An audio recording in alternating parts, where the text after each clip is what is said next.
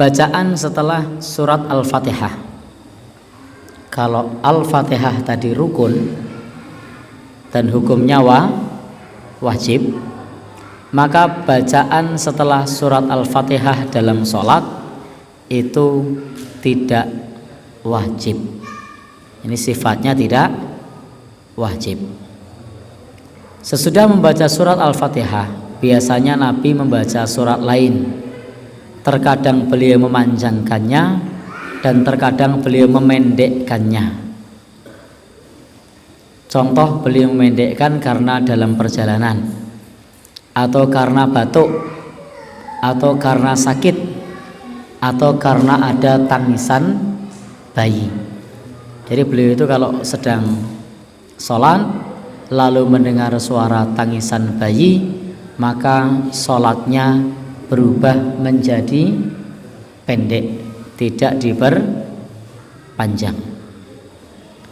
Sebagaimana dalam hadis Anas bin Malik, semoga Allah Subhanahu wa taala meridainya, berkata, "Jawwaza sallallahu alaihi wasallam dzata yaumin fil fajri." Pada suatu hari dalam salat fajar, Nabi mempercepat bacaannya. Wa fi hadisin akhar, dan dalam hadis yang lain, shalas subha faqara'a bi aqsari suratain fil Qur'an. Beliau salat subuh, beliau membaca 2 surat Al-Qur'an yang paling pendek. Faqila ya Rasulullah lima jawwasta. Para sahabat berkata, wahai Rasulullah, mengapa tadi engkau meringankan salat? Jawaban Rasul, sami'tu buka as-sobi, aku mendengar suara tangisan bayi. Jadi meskipun tadi sudah di planning panjang, kalau mendengar suara tangisan bayi, maka beliau memendekkan salat. Ini diantara bentuk kebijaksanaan beliau ketika menjadi imam salat. Demikian pula kalau kita jadi imam sholat, itu harus bisa melihat kondisi jamaah. Ketika jamaah banyak yang batuk-batuk misalnya, atau jamaah banyak yang sepuh-sepuh, atau jamaah sentelap-sentlup. Tahu sentelap-sentlup ya? Pilek. Maka sholatnya tidak usah panjang-panjang. Seperti saat ini musim sentelap-sentelup, musim pilek, atau musim batuk, maka sholatnya tidak perlu panjang-panjang. Alhamdulillah tadi imam kita membacanya surat Al-Insyirah, atau surat Asy-Syarhu, atau surat Alam Nashrah, tidak panjang-panjang. Kemudian surat At-Tin, betul ya tadi At-Tin. Nah, itu surat yang cukupan dalam suasana ya. Oh ya, Al-Kautsar misalnya, karena banyaknya yang pilek, supaya jamaah nyaman pada saat menjadi makmum. Karena posisi pilek bacaannya panjang itu ngampet deleweran juga tidak nyaman. Ngampet deleweran. Apalagi posisi sujud itu rasanya tengsernut.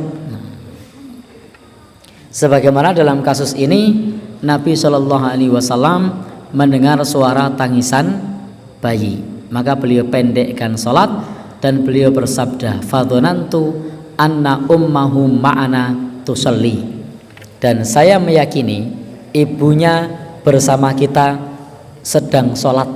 Jadi beliau dengar suara tangisan bayi, lalu beliau memendekkan sholat, lalu kemudian beliau berkata, saya meyakini ibunya ada di sini sedang sholat.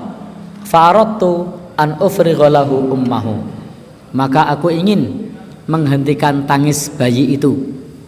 Jadi kalau ibunya segera sholat, selesai sholat, ibunya akan segera menghentikan tangis bayi tersebut, sehingga bukan dibikin lama karena ada tangisan bayi, tapi dibikin cepat. Beliau juga pernah bersabda, jadi berubah pikiran pada saat kita ngimami, tadinya mau surat panjang berubah jadi pendek, tadinya mau 1 rakaat dalam 1 surat full, kemudian 1 surat dibagi menjadi 2 atau dibagi menjadi 3, itu satu hal yang lumrah karena perubahan situasi. Sebagaimana dalam hadis ini, inni la adkhulu fis shalah, sungguh aku hendak melakukan salat, wa ana uridu itolataha, dan aku ingin memanjangkan salat, fa asma'u buka as-sabi, lalu aku mendengar suara tangisan bayi, fa atajawwazu fi sholati, maka aku memperpendek bacaanku di dalam salatku, mimma a'lamu min syiddati wajdi ummihi, karena aku mengetahui betapa gelisahnya ibunya, mimbukaihi, karena tangisan anaknya. Jadi kalau kita lagi sholat lalu anaknya nangis, itu memang gelisah, maka sudah sepantasnya bagi imam memahami itu, kemudian dipendekkan sholatnya. Baca surat An-Nazi'at, tadinya mau 1 rakaat 1 surat, karena suara tangisan anak maka bisa digunakan untuk 4 kali sholat, misalnya dipotong menjadi 1/4 bagian, maka ini boleh-boleh saja.